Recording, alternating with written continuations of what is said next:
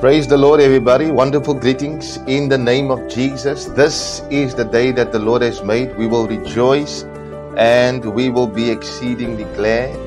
It's Wednesday, Apostolic Touch, and I am so delighted to be able to come again and share with you God's Word and share with you the speakings of the Lord as we move into the season that lies ahead of us. Bible tells us that the word of the Lord is like a hammer that breaks every rock into pieces. And I pray as you hear the word of the Lord today that the word of God will be like that hammer that exercises that power in your life that can demolish every rock of disappointment, any rock that holds you back, that stops you, interferes with your destiny. May the word of the Lord come today with strength and purpose. Before I get started, please take a minute and share the broadcast to your Facebook page and then tag 2 or 3 people with you. I promise you it's going to be a good message. This message is also on our YouTube channel, so get a hold of that there. And then also it's on our website. Our website is reaching every continent on this world, and I'm so delighted to share that with you. Nations, or every nation, multiple cities, multiple nations, and you can be part of that as well. All the downloads are free of charge. All our audios, videos, all study notes, everything is downloadable free of charge. My books is also available on my website, and it will be a great blessing to you. So the link is in the comment box as well, on our YouTube channel. You can get it there as well. And all of the information is at your disposal. Now, this year, 2025, we've been focusing on talking about grace upon grace, and I've done the teaching on all of those there, and I encourage you to get a hold of those messages again. And then also, I have now started talking about how it is important that you set your mind on the grace of God. Set your mind on the grace of God. Your thought life, your ideas, your mentality. You should be focusing on thinking on the grace of God. Apostle Paul writes and says, "I am what I am by the grace of God. Nothing I have, nothing I do is out of my own strength. It's not in my own ability or my own capacity. Everything I do is by the grace of God." And you got to know how to put your mind on it. And so I've been talking about the grace mentality and how you must renew your mind and the processes and the steps you got to take to bring about a new mind and a new mentality in your life. Now, I've talked about meditation. You got to meditate. You put your mind on the word of God. You set your mind. How do you meditate? You speak the word. You talk the word. You think the word. You mull over the word. You sing the word, right? That's what you got to do. Meditation is like that. It's in your mind. It's in your mouth. It's in your heart. It's in your eyes. You see it all the time. Listen to that message there. And then I spoke about how you got to educate your mind. You got to put yourself in the education. You got to teach yourself the word of God. Hosea says, "My people are destroyed for a lack of knowledge." They are destroyed because of ignorance. And ignorance means that you haven't learned. And he says it's not because that the knowledge was not available, but because you rejected the knowledge. And so the word of God is education. And when you educate your life with God's word, something happens. Your mind opens up to the things of God, right? And then our last session, I spoke about how you got to neutralize every negative thought. Don't play with negative thoughts. You don't sit there and entertain negative ideas. You don't sit there and let the ideas and negative mindset take charge of your mind. You got to know how to neutralize it. 2 Corinthians 10:5 says, "Casting down all strongholds, cast it down." When I hear the word cast down, it means you got to throw it down. You got to take it by force, right? By fire and by force. You got to cast down every thought by fire and by force. The violent taketh by force. You don't entertain those negative minds. You throw it down immediately. Immediately. You throw it down immediately.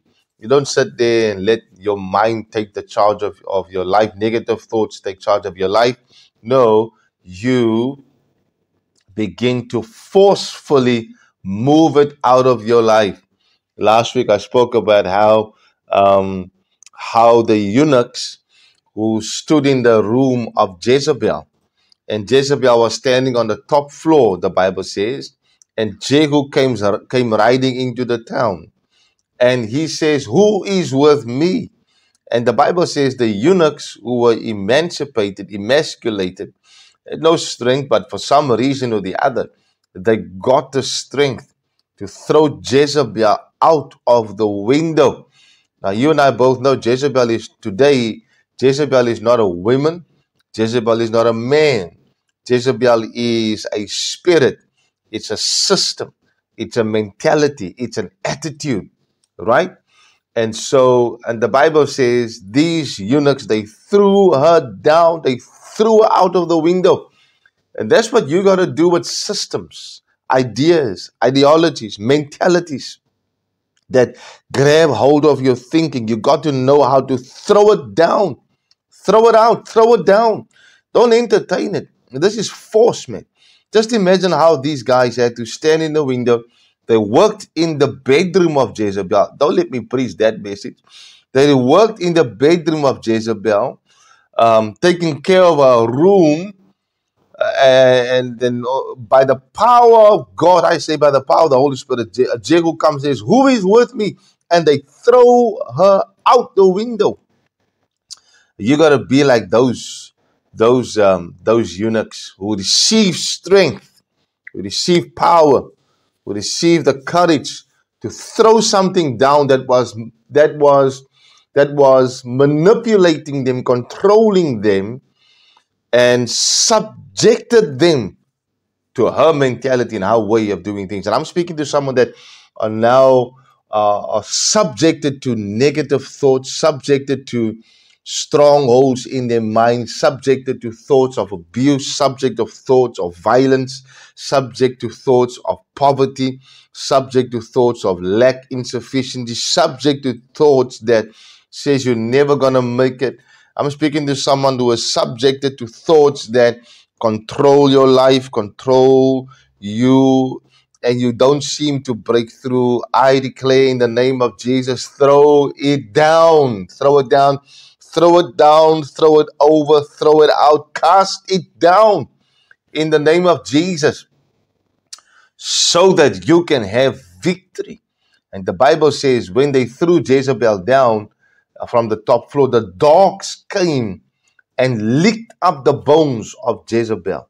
They licked up the blood. They licked up the bones of Jezebel. The Bible says Jehu came and he trampled her under the horse's feet, which indication of power and authority and overcoming power. I want to release that anointing over your life, the anointing of strength to throw down every mentality, to throw down every ideology. I want to release that anointing over your life where you can throw down every stronghold in your mind, and you do it quick, you do it fast, you do it rapidly. Don't entertain it. You got to be forceful to neutralize those thoughts in your life. So listen to that message. That was our previous session. That was session number 7. And this is part number 8 today, where I'm still talking about deconstructing old mentalities. Now, the next key to deconstruct old mentalities, the next key to do it is you got to know how to move away from the wrong associations, how to move away from the wrong connections, how to move away from the wrong company. Because your associations, your company, the company that you keep, the associations that you have, the people that are in your life, they will in fact influence your thinking. They will influence your life. They will influence the way you think. They will influence your thinking. They will shape your mindset. They will shape your attitude. They will shape your aspirations. They will shape your behaviors. Therefore, who you are with and who you are talking with and who you hold company with will change the way that you think and will influence your thought life. This is what the Bible says in the book of Proverbs chapter 13. I'm reading for you. It says, he that walks with the wise shall be wise. If you walk with wise people, look what happens. The wisdom of wise people will affect your life. Who you walk with and who you are in company with affects your thinking. It shapes your mindset. It shapes your attitude. It shapes your aspirations. And it shapes your behavior. Whether it's negative or whether it's positive. It has an impact on your life. No one can say that I'm not impacted by my connections. No one can say that I'm not impacted by other people's life. No one can say that, because we all are impacted by one another, whether positive or whether it's negative. Positive associations can inspire growth in your life. Positive association can inspire confidence in your life. While negative associations can lead to anxiety and unproductive habits and unproductive lifestyle. So you got to be careful who you are connected with. Let me say it again. You got to be careful who you with. And over time, your associations can affect your beliefs and can significantly impact your success. And how successful you will be and how successful you want to be is determined by the influences that association has over your life. Proverbs chapter 27 verse 17 says this, iron sharpens iron. So a man sharpens the character of his friend. Listen to me today. The Bible teaches us here that others can influence our thoughts. Others can influence our actions, whether it's positive, whether it's negative. Scripture says that iron sharpens iron, so a man sharpens his friend's character. And when you come in contact with people and you come in contact with individuals, you come in contact with social media, you come in contact with videos, you come in contact with television, whatever it may be, all of these things have impact in your thought life, have impact in your mind, has impact in what you do, whether it's positive or negative. Your association influences your thinking, and as a result of that, they influence your life. Because if you're going to influence someone's life, you influence their thought life. That's where life starts. Bible says, guard your heart, because out of it flows all the issues of life. Guard your heart or your mind, because life flows out of your heart. Life flows out of your mind. The life that you will have outside of you is determined by the life that is inside your heart and in your mind. And what you think and what you meditate on and what your mind is on and what your mindset is what's going to determine what's going to happen in your life on the outside. Therefore, the company that you keep, you must be so keen and careful about that, because it will influence your thoughts. It will influence your life. So there are certain companies that you should not be keeping.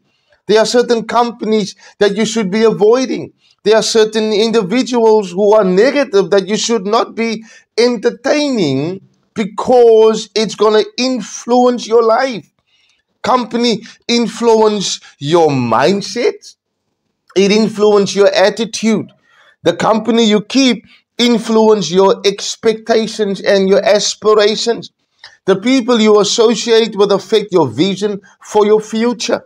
The positive influences can inspire you to set higher goals, while negative influences associations might limit your expectations. They may say to you, why do you think you can do that? You remember the story of Joseph.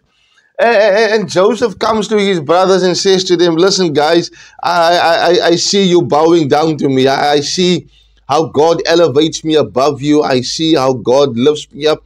I see how God makes me the head and not the tail. His brother said to them, what, you higher than us? That's not going to happen. And that's not going to take place, not while we are on this planet. And you know what happened? These guys said to them, said to one another, we are going to kill this boy. We're going to end his life. He's not going to be successful. His association clearly wanted to kill and destroy his destiny. You got to be careful who you associate with. You got to be careful who you work with. You got to be careful who you're connected to. You remember the prodigal son. The Bible says he left his father's house and he joined himself to a citizen of a far country. A citizen, a no-name man, a man that doesn't even have a name. He joins himself to this man, and the Bible says this unknown man, this UFO, who the prodigal son joins, the Bible says sends him to feed pigs and sends him to sit in the company of pigs. I mean, what kind of friend do you connect to can send you to sit in the company of pigs? What kind of association do you connect to that sends you to feed the pigs and associate with the pigs? Man, and this young man didn't even know how to tell the difference. He couldn't even tell the difference by saying, my father would never send me to sit with the pigs. My father would never send me to go feed the pigs. But here this man, clearly who I connected to, is connecting me to pigs. Man, I'm speaking to someone today that need to know that you got to change your association. Change your connections. Change who you're connected to. Change who you are surrounding yourself with, because it's going to affect your life. You may end up with the pigs. You may end up in a pigsty. You may end up in a position of life that is far from the blessings of God, far from the anointings of God, far from the plan that God has for you. And I'm speaking to someone today that's maybe on their way down, on their way on a downward spiral, on their way on a negative road. This day, may the Holy Spirit get a hold of you and cause you to turn your life and turn your destiny and turn your future and turn you around so that you don't end up in the pigsty. You don't end up with the pigs, but you end, and even if you are there, may you get up from that pigsty in the name of Jesus. Change your mind and change your thinking. And disconnect from the citizen and disconnect from people who influence your thought life to make you think it's okay to sit in the pigsty, to make you think it's okay to sit with the pigs, and it's okay to sit with in a state of degradation. May God lift you up. May the Spirit of God break those chains of your life. May the Spirit of God bring deliverance for you. In the name of Jesus. People's association affect your behaviors. It affects your self-improvement. You got to understand that you got to know how to improve your life. But negative association and influences will reinforce unproductive behaviors. You remember the Bible says in 1 Thessalonians 5:21, it says, prove all things. Hold fast that which is good. You see, you must know how to exercise discernment when you evaluate other people's ideas and other people's opinions. You can't just accept people's opinions. You can't just accept people's ideas. You must know how to discern their opinions and discern their ideas and see whether it's good for you. See if it lines up with God's word. See if it lines up with God's plan for your life. But I have learned a lot of people's discernment is dull because, Pastor, I know this person for so many years. I know this person all my life. I know this person for so many months. Yeah, but is that person's ideas and ideologies and is that person's way of thinking aligned with God's plan for your life?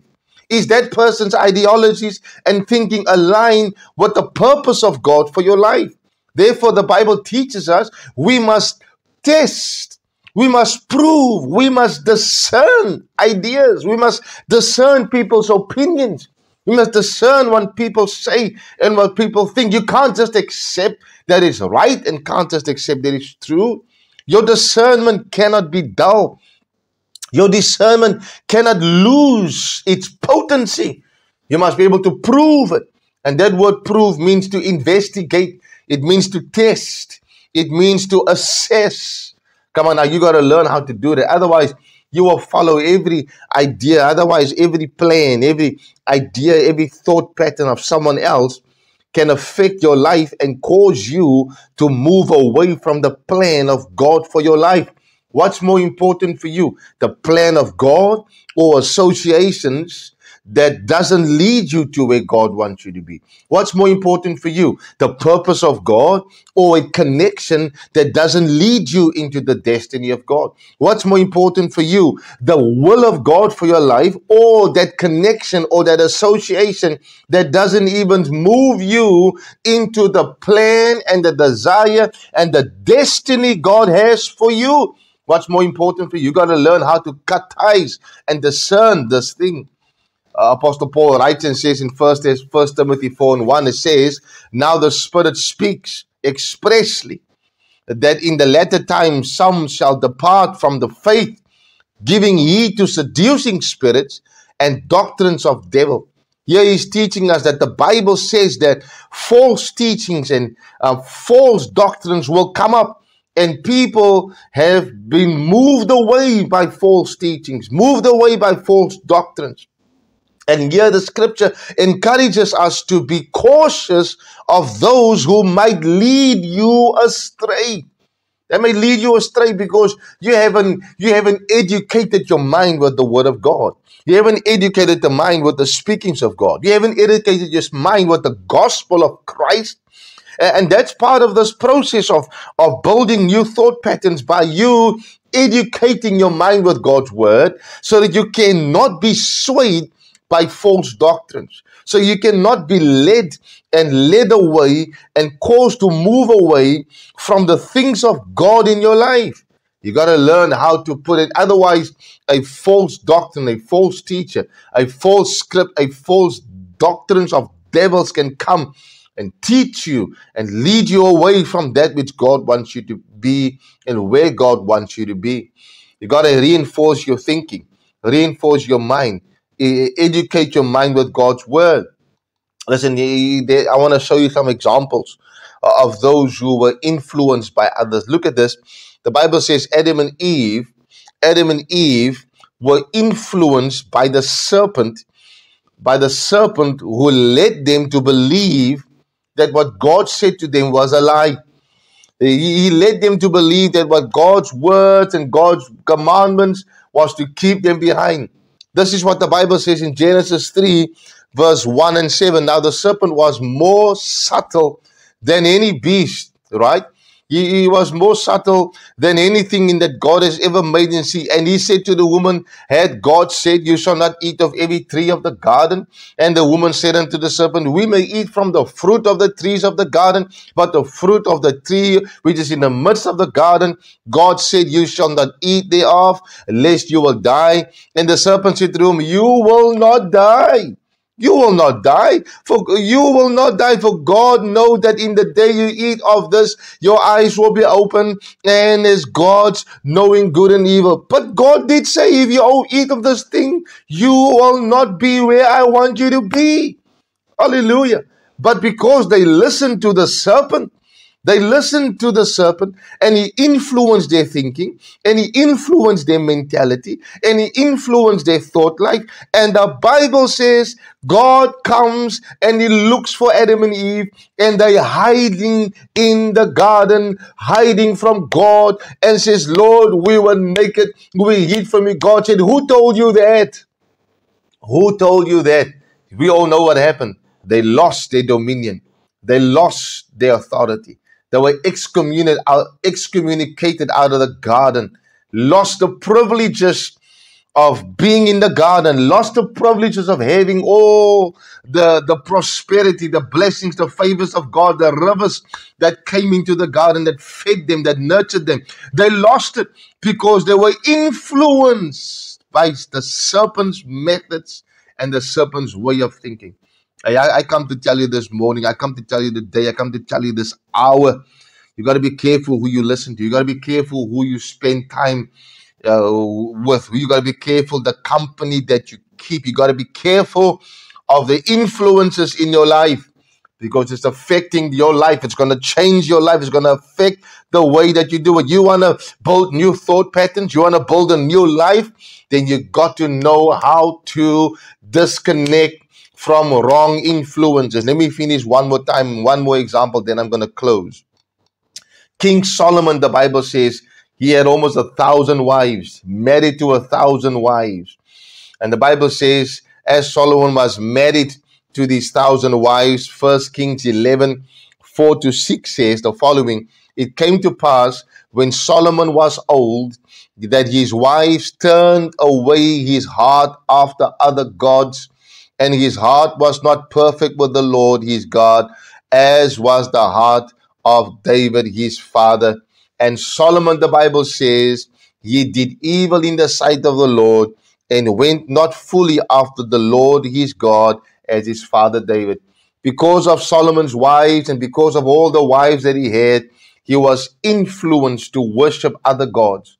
Solomon, the wisest king, the wisest man who ever lived on the earth, the wisest man who ever walked on the earth, the Bible says this man was influenced by his wives, influenced by 1,000 of them, influenced by them, changed the way he's thinking, changed his mindset. This man who offered to God on Mount Gibeah 1,000 offerings, this man who had the Lord to come and speak to him face to face, my God, this man who had the wisdom, the discernment, the spirit of insight and revelation in him.